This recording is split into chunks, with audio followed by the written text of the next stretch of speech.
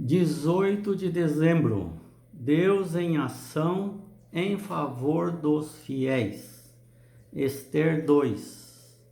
Passadas essas coisas e apaziguado já o furor de Assuero, lembrou-se de Vasti e do que ela fizera e do que se tinha decretado contra ela. Então disseram os jovens do rei que lhe serviam: tragam-se moças para o rei, virgens de boa aparência e formosura.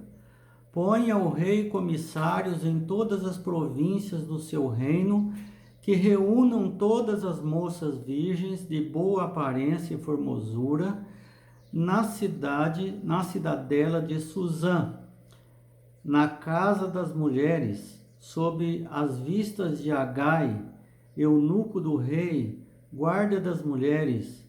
Dêem-se-lhes os seus ungüentos. A moça que cair no agrado do rei, essa reine em lugar de Vasti. Com isso concordou o rei, e assim se fez. Ora, na cidadela de Suzã havia certo homem judeu benjamita chamado Mordecai, filho de Jair, filho de Simei, filho de Quis, que fora transportado de Jerusalém com os exilados que foram deportados com Joconias, rei de Judá, a quem Nabucodonosor, rei de Babilônia, havia transportado. Ele criara a Hadassa, que é Ester, filha de seu tio, a qual não tinha pai nem mãe, e era jovem bela, de boa aparência e formosura. Tendo-lhe morrido o pai e a mãe, Mordecai a tomara por filha. Em se divulgando, pois, o mandato do rei e a sua lei, ao serem ajuntadas muitas moças na cidadela de Suzã, sob as vistas de Hegai, levaram também Ester à casa do rei, sob os cuidados de Hegai, guarda das mulheres. A moça, que pareceu formosa e alcançou favor perante ele, pelo que se apressou em dar-lhe os ungüentos e os devidos alimentos, como também 7 jovens escolhidas da casa do rei, e a fez passar com as suas jovens para as melhores aposentos da casa das mulheres. Ester não havia declarado o seu povo, nem a sua linhagem, pois Mordecai lhe ordenara que não o declarasse.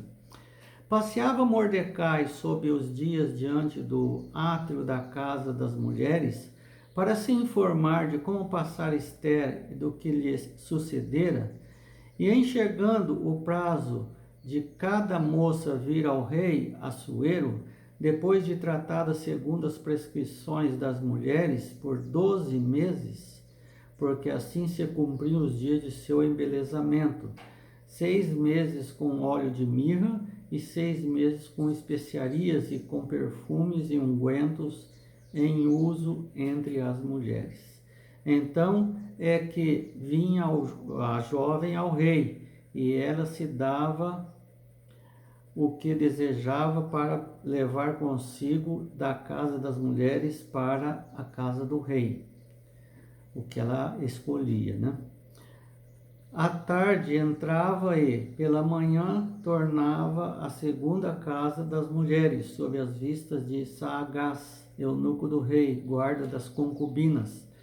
Não tornava mais ao rei, salvo se o rei desejasse, e ela fosse chamada pelo nome. Ester, filha de Abigail, tio de Mordecai, que a tomara por filha, quando lhe chegou a vez de ir ao rei, nada pediu além do que disse Hegai, eunuco do rei, guarda das mulheres. E Ester alcançou o favor de todos quanto haviam.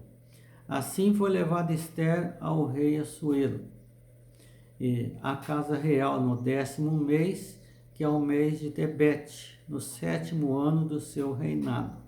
O rei amou a Ester mais do que a todas as mulheres, e ela alcançou perante ele favor e benevolência mais do que todas as virgens. O rei pôs-lhe na cabeça a coroa real e a fez rainha em lugar de Vasti. Então o rei deu um grande banquete a todos os seus príncipes, aos seus servos. Era o banquete de Ester. Concedeu alívio às províncias e fez presentes segundo a generosidade do rei. Quando, pois, segunda vez se reuniram as virgens, Mordecai estava sentado à porta do rei.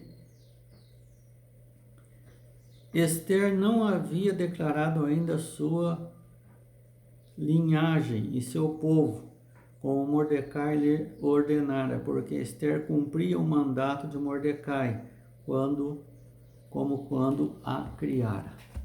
Nós vamos ler até aqui, porque nós já lemos os outros, foi quando Ester, Hadassa se tornou Ester rainha, né? Finalmente, após a queda de Babilônia e a ascensão da Medo-Pérsia, veja, já passou bastante tempo, daquele tempo de Daniel ali, né? Muitos dos judeus puderam retornar às suas terras ancestrais. Foi uma providência de Deus. Mas nem todos regressaram. Alguns permaneceram onde estavam vivendo. Com esse pano de fundo em mente, temos um pouco do contexto da história de Ester. Naqueles dias, quando Assuero reinava na cidadela de Suzã, é nesse lugar que a narrativa bíblica se desenrola o Império Persa sob o governo desse rei. No capítulo 1, a rainha Vasti perde o favor do rei, e o que o leva a procurar outra rainha que substitua a desfavorecida Vasti. E nesse contexto que Ester e seu primo Mordecai aparecem pela primeira vez. Eram judeus. Então, a situação de Mordecai. Mordecai descobre conspiração contra o rei, mas não é recompensado porque não foi falado para o rei que foi Mordecai, porque Amã o odiava. Mordecai não adorava Amã, que era um cumprimento de adoração que se fazia às autoridades superiores, mas Amã não se curvava diante de Amã. Mordecai não se curvava diante de Amã. Amã queria matá-lo por causa disso. Amã consegue que o rei assine um decreto contra os judeus, porque descobriu que Mordecai era judeu. Então fez com que, de um jeito lá, que o rei assinasse um decreto para matar todos os judeus. E quem matasse todos os judeus poderia ficar com a riqueza, com os pertences dos judeus. O rei assinou, né? Diz que isso ia entrar um volume grande de dinheiro para o reino, e que esse povo estava fazendo problema lá, tal, inventou um monte de coisa. O rei assinou. E é interessante que os decretos assinados por essas nações, essa nação especial, né, os medos e persas, não voltava atrás, não podia voltar mais atrás, né? Era um decreto que tinha que ser cumprido. Então o povo judeu seria exterminado, todos, em todos os lugares, mulheres, crianças, velhos. Outra coisa que aconteceu é que Ester vence o concurso, porque ela morava em Suzã, que era a capital ali do reinado de Assuero, e se torna rainha no lugar de Vasti, só que ela era judia. E ela não falou para ninguém que era judia, porque Mordecai, o tio dela, falou: não fale para ninguém. Mordecai, como oficial real, era um oficial ali que cuidava ali da porta do rei, quem sabe da segurança ali, né?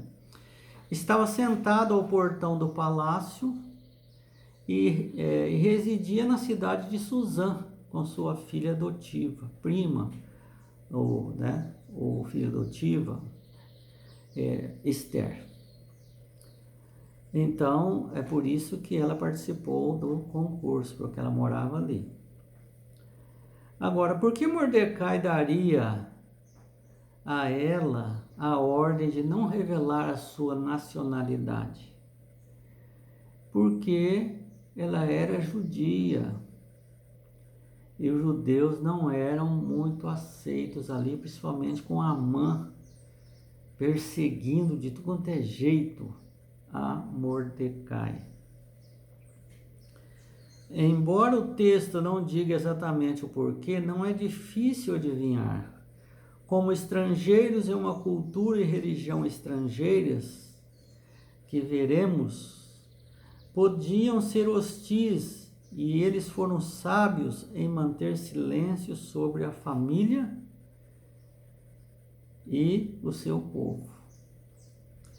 Agora, existem circunstâncias em que nós deveríamos ser prudentes e não declararmos a nossa fé.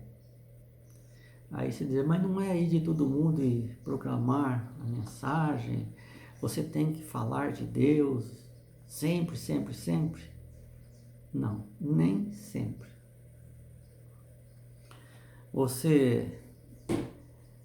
Certos casos você tem que usar a inteligência e a sabedoria. Às vezes seria melhor manifestar a nossa fé pelo exemplo cristão. É o caso de esposas ou esposos ou filhos que são cristãos e que os seus pais, os seus filhos, não são. Eles são ferrenhos. Então é preferível mostrar pelo exemplo de um verdadeiro cristão, para que eles percebam o evangelho segundo você.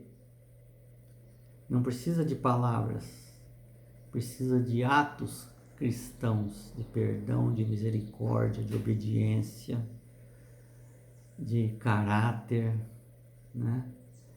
De submissão aos pais, né? E até que surja então a oportunidade de apresentar um testemunho mais direto. Vai chegar uma hora e Deus está em ação em favor dos fiéis, que vai fazer com que eles descubram, abra os olhos deles, né? Eles descubram a diferença do antes e depois. O que está acontecendo com meu filho? O que está acontecendo com a minha esposa, com o esposo, que melhorou tanto assim? E você vai dizer o porquê, né? É assim que o povo judeu tinha que fazer. Ser um povo fiel, obediente a Deus, seriam abençoados extremamente. Diz que morrer aos 100 anos ainda seria pouco, né? Diz que viveriam muito, sem as enfermidades que o resto do mundo teria. Enfim, várias coisas. E atrair a atenção do mundo. Então eles vinham lá para perguntar o que é aqui, qual o segredo? Igual Salomão fez com a rainha, né? Etíope. E aí então falava, não, é o meu Deus, o segredo é o meu Deus. Você também pode ser assim, abençoado com o meu Deus, tá? Então Deus em ação em favor dos fiéis, nas circunstâncias difíceis em que nós podemos estar vivendo.